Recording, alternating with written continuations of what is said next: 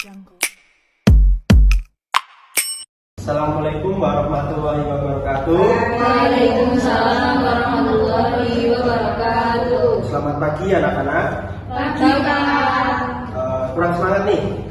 Bapak kalau bilang selamat pagi, bilangnya lebih keras gitu ya. Selamat pagi anak-anak. Pagi Pak. Bagaimana kabar kalian pada pagi hari ini? Sehat alhamdulillah. Untuk persiapan pembelajarannya, apakah sudah siap? Siap Pak. Kalau sudah siap, untuk ketua kelas bisa membantu untuk mengawali berdoa pada pembelajaran pada pagi hari ini. Silakan Mbak Ara. Baik, untuk memulai pembelajaran hari ini, baiknya kita berdoa terlebih dahulu. Berdoa dimulai. Berdoa selesai. Ini semoga dengan berdoa pada pagi hari ini bisa untuk cepat menyerap pada materi minyak bumi pada hari ini. Setelah itu, coba kalian tengok kanan kirinya apakah teman-teman kalian sudah masuk atau belum. Sudah Pak. Ada yang tidak langsung. Untuk mengecek kehadirannya, silakan anak-anak bisa untuk men-scan kode QR buat cek data ataupun data buat bapak nantinya.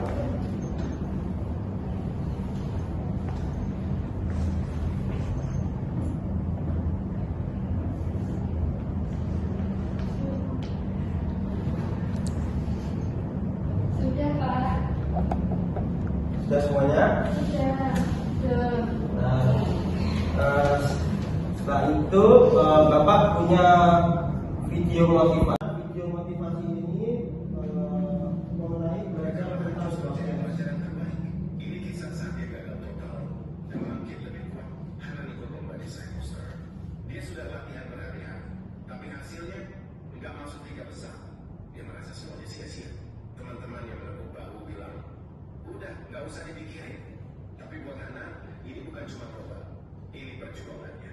Semalam Hana buka lagi hasil posternya dan sadar dia terlalu fokus ingin menang sampai lupa menikmati prosesnya. Akhirnya dia mulai lagi, bukan untuk lomba, tapi untuk belajar. Dari kekalahan itu dia nemuin satu hal, bahwa gagal bukan akhir, tapi awal dari jadi lebih baik. Menang memang menyenangkan, tapi kekalahan kadang justru yang membentuk kita.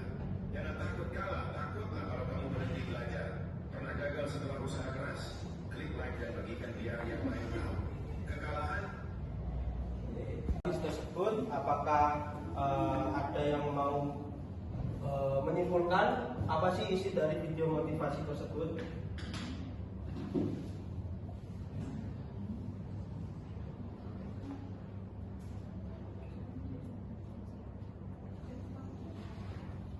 Saya Pak. Ya.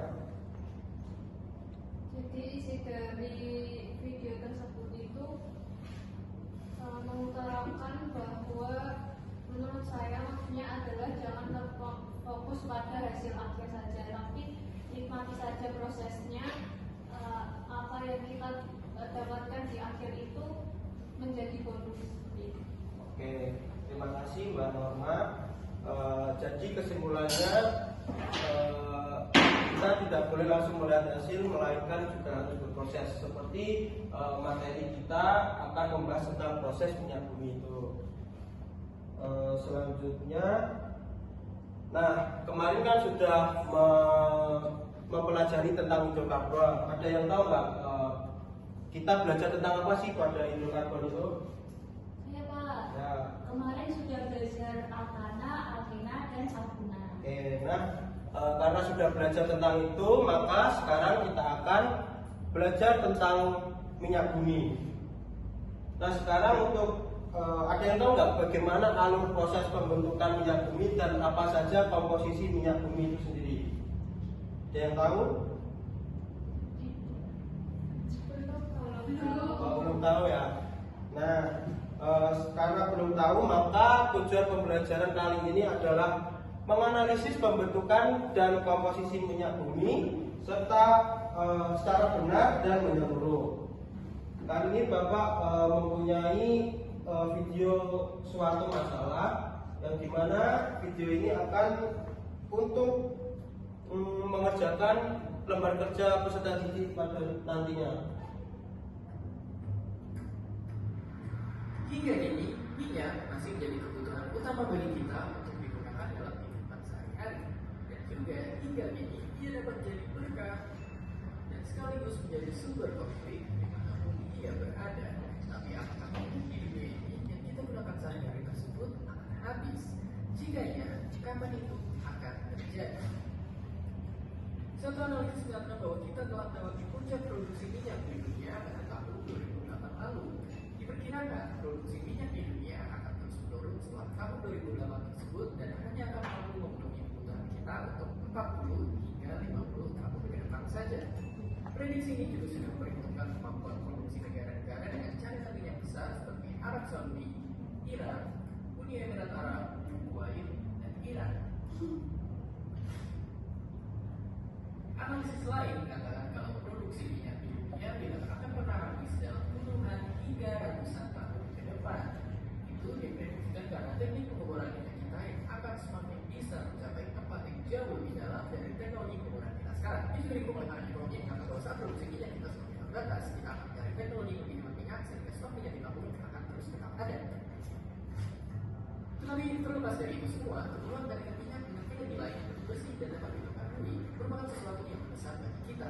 Ini adalah lagi ingat kita untuk mengurangi pencemaran lingkungan hingga ketergantungan kita pada negara lain. Tapi ini jelas tidak mampu dan karena semua aspek kehidupan kita telah menggunakan minyak sebagai sumber energinya dan tentunya akan sulit untuk menggantikan energi lain dalam memproduksikan. Ya, sekarang kita tahu bahwa kita pun harus membutuhkan minyak kita sekarang dan mengganti energi lainnya. Tetapi kita ini kita bisa berlakukan suatu daya tahan kita yang terus bisa berdiri tanpa menggunakan minyak. Dan seperti biasa, terima kasih.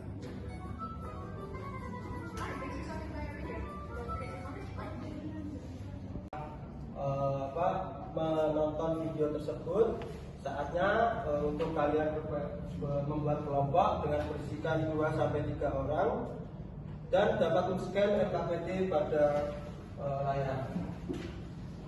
Karena Bapak sudah mengeprint RKPD-nya, tidak usah di-scan juga ke Bapak.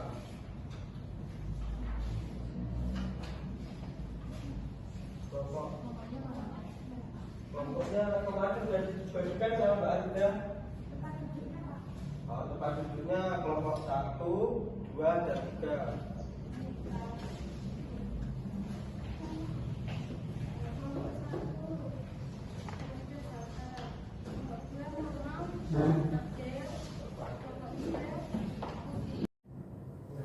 Waktu berkelompok sekitar 15-20 menit ya untuk berdiskusi.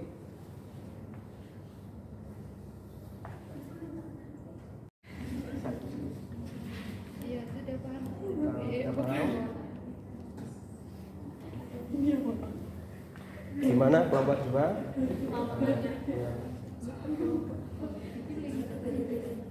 Iya, tapi nanti kan berbeda aja, beda kan jawabannya.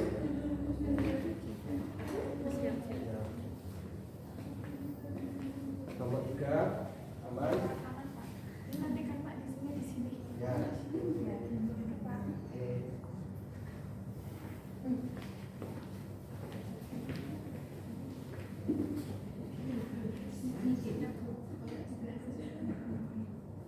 Waktu berdiskusi kurang 2 menit lagi.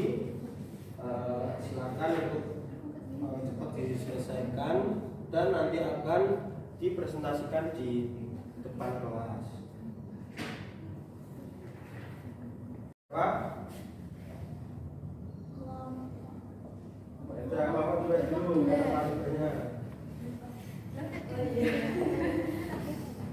Silakan.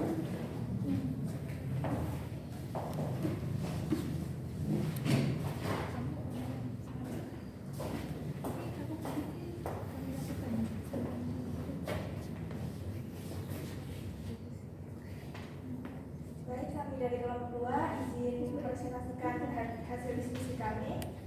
Untuk pertanyaan yang pertama itu, setelah menyimak video pada QR code-nya, menurut kalian apakah minyak bumi akan habis serta apa alasan yang relevan sebagai pendukung pendapat kalian? Untuk diskusi dari kelompok kami yaitu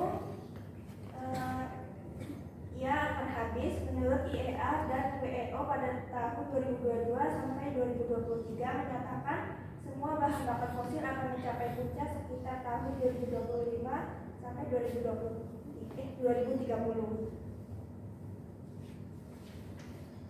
Kemudian untuk soal yang kedua, apakah kalian sudah melakukan penghematan minyak bumi?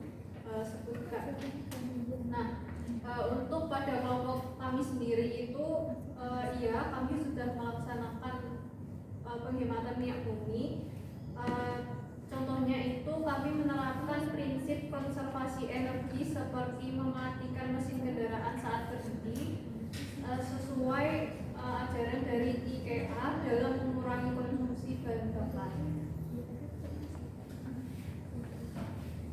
Selanjutnya, untuk kesimpulan dari video tersebut, itu tuh polusi dan pemanasan global akibat pembakaran fosil itu harus ditekan, di mana pada data IEA atau WEO menyoroti bahwa penurunan permintaan minyak diperlukan agar capai target Paris Agreement. Lalu untuk langkah yang tepat menurut kelompok kami itu dorong menggunakan energi terbarukan seperti sel surya atau angin, dan investasi global dalam clean energy telah mencapai $2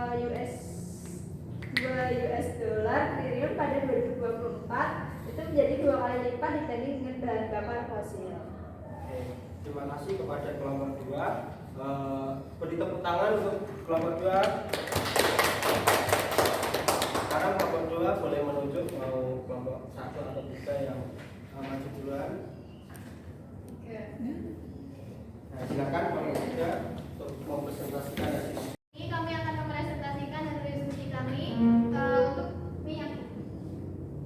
Untuk yang pertama, setelah menonton video tadi, menurut kalian apakah minyak bumi akan habis? Nah, sertakan alasannya yang relevan. Menurut kelompok kami, iya, minyak bumi akan habis. Alasannya itu konsumsi listrik, kendaraan listrik, efisiensi transportasi, semua itu mendorong permintaan minyak mencapai puncak, lalu menurun setelah 2030 menurut IEA dan McKinsey. Kemudian yang nomor 2 itu, apakah kalian sudah melakukan penghematan minyak bumi? Sebutkan. Nah, kelompok kami berdiskusi bahwa kami sudah melakukan penghematan minyak bumi itu dengan cara mengurangi perjalanan dengan kendaraan pribadi. Langkah ini itu mencerminkan tren global menuju efisiensi energi. Kemudian yang ketiga, tuliskan hal apa saja yang dapat kalian simpulkan dari video tersebut. Nah, kesimpulannya itu minyak punya sisi positif, yaitu ada energi dan industri. Tapi di sisi lain, minyak itu juga memiliki sisi yang negatifnya untuk menyumbang utama emisi gas rumah kaca. Dan IEA itu menekankan transisi ini penting agar suhu global tidak melebihi 1,5 derajat Celcius. Kemudian yang keempat, menurut kalian apakah langkah yang paling tepat untuk dilakukan sebagai upaya penghematan minyak bumi di masa sekarang? Nah, upayanya itu kita kembangkan biofuel dan energi terbarukan dengan skenario net zero. IEA memperhitungkan biofuel dan green hydrogen sebagai solusi sektor industri dan transportasi berat. Oke, terima kasih kelompok 2. Beri tepuk tangan kelompok 3. Beri tangan untuk kelompok 3. Karena untuk mempersingkat waktu, langsung saja ke materinya. Di mana materi minyak bumi ini merupakan sesuatu yang baru dihasilkan dari sumur pengeboran berupa lumpur yang berwarna merah, berwarna hitam, coklat gelap ataupun merah, kekuningan dan kehijauan. Minyak bumi yang merupakan hasil tambang yang sangat besar peranannya dalam kehidupan sehari-hari. Misalnya untuk bahan bakar seperti bensin, lilin, gas LPG dan lain sebagainya. Nah, sekarang menurut sekarang alur terbentuknya minyak bumi, di mana alurnya sendiri dari makhluk hidup yang sudah mati atau jasad lainnya yang terbawa aliran sungai dan mengendap di dasar laut, lalu akan menjadi bintik-bintik gelembung minyak dan gas dan terakumulasi pada daerah perangkap. Nah, sehingga terbentuklah gas alam dan minyak bumi sebagai deposit minyak bumi.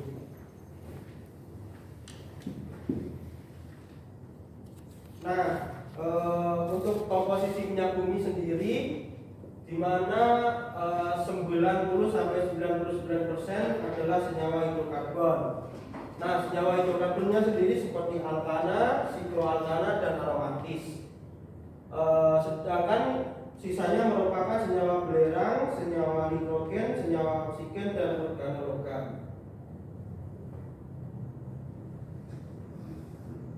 Selanjutnya langsung ke proses pengolahan minyak bumi.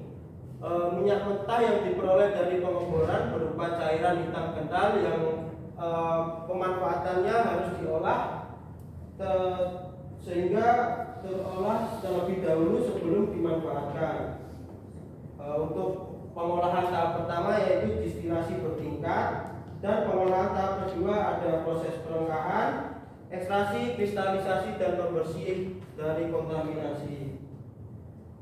Untuk pengolahan tahap pertamanya sesuai dengan titik didihnya, yang pertama di tingkat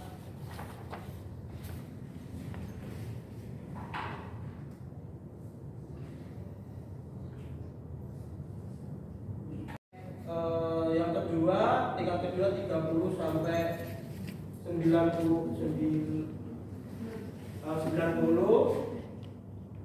tingkat ketiga 90 sampai 70 sampai 140, yang keempat 140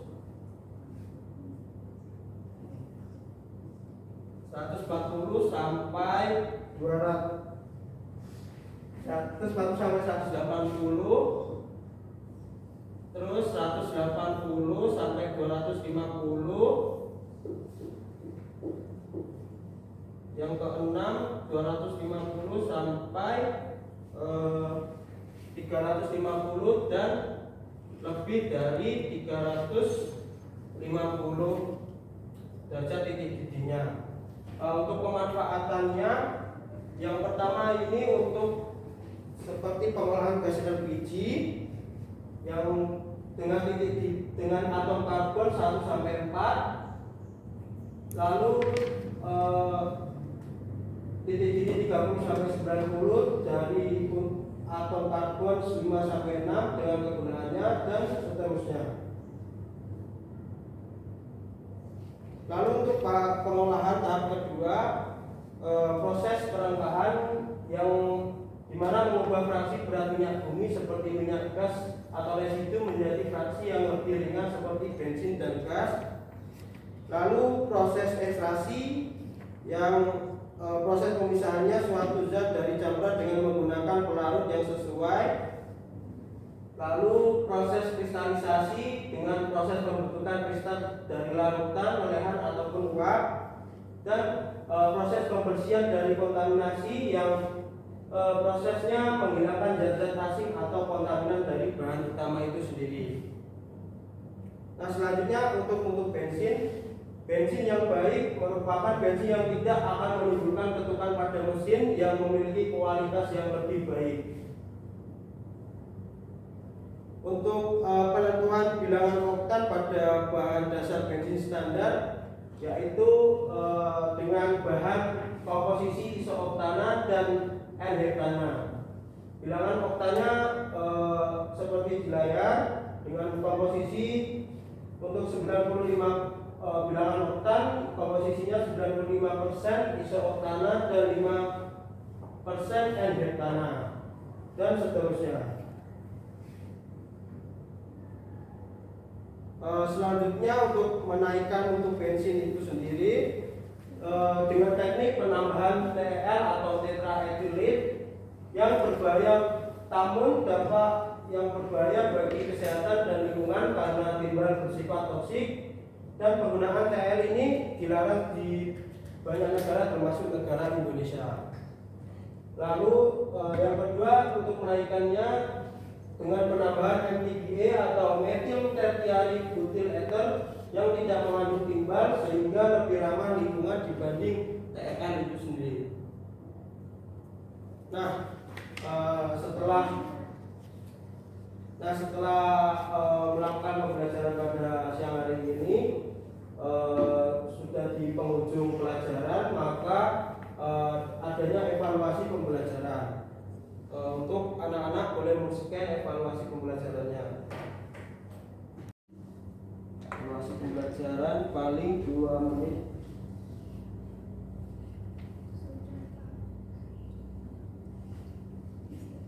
Yang lain sudah?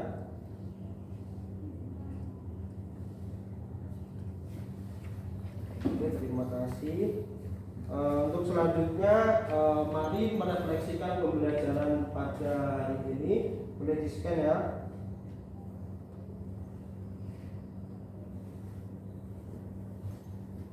Nanti akan terlihat di sini.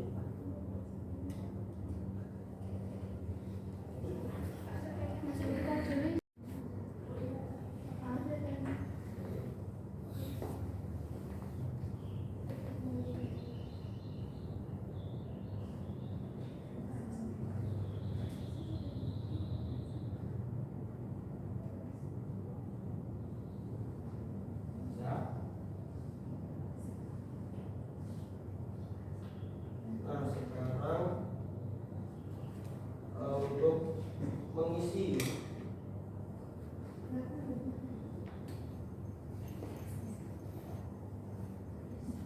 website.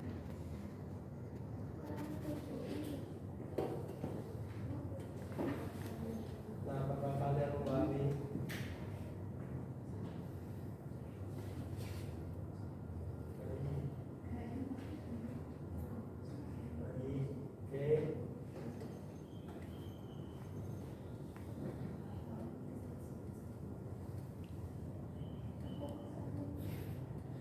Kurang 3 anak, silakan.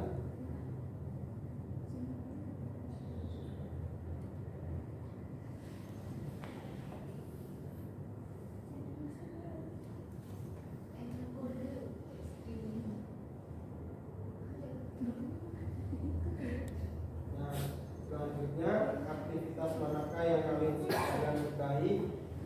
Mungkin pada saat diskusi ataupun saat memperhatikan menonton video juga bisa.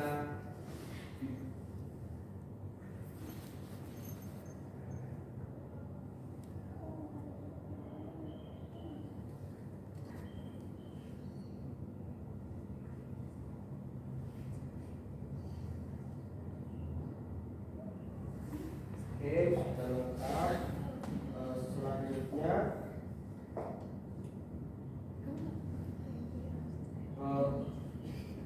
apa saja kesulitan? Kok udah pada isi? Yang keluar pertama itu kok. Oh, iya lah. Terima kasih telah mengisi evaluasi pembelajaran.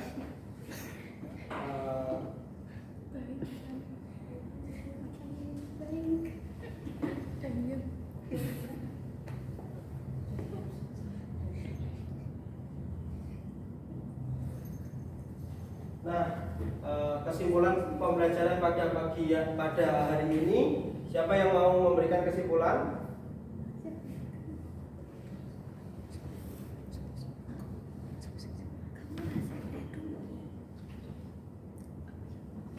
Saya Pak. Ya, Mbak Abita. Kesimpulan pembelajaran hari ini kita sudah belajar mengenai fraksi-fraksi minyak bumi dan macam-macamnya beserta prosesnya. Oke, saya mau nambahin. Tidak ada ya. Ya, benar, kesimpulan pada pembelajaran pada hari ini adalah membahas tentang proses pengolahan minyak bumi, fraksi-fraksi minyak bumi, dan tadi ada membahas sedikit tentang bensin atau kualitas untuk bensin itu sendiri. Baiklah, karena waktu pembelajaran sudah mau habis, setelah pembelajaran hari ini, Bapak harap anak-anak bisa menyerap ilmu yang Bapak berikan. Dan untuk pertemuan minggu ke depan, mungkin Bapak akan membahas tentang turunan alkana lagi, yaitu alkohol ataupun ether. Dan diharapkan anak-anak untuk bisa belajar terlebih dahulu. Terima kasih atas waktu dan perhatiannya. Apabila Bapak ada kesalahan ataupun kesalahan tindakan ataupun ucapan, Bapak meminta maaf yang sebesar-besarnya. Nah, sekarang untuk warga boleh dibantu untuk menutup kelas pada siang hari ini. Baik, untuk mengakhiri pembelajaran hari ini, berdoa dimulai. Berdoa ditutup. Amin. Sekian dari saya. Terima kasih. Wassalamualaikum warahmatullahi wabarakatuh. Waalaikumsalam warahmatullahi wabarakatuh.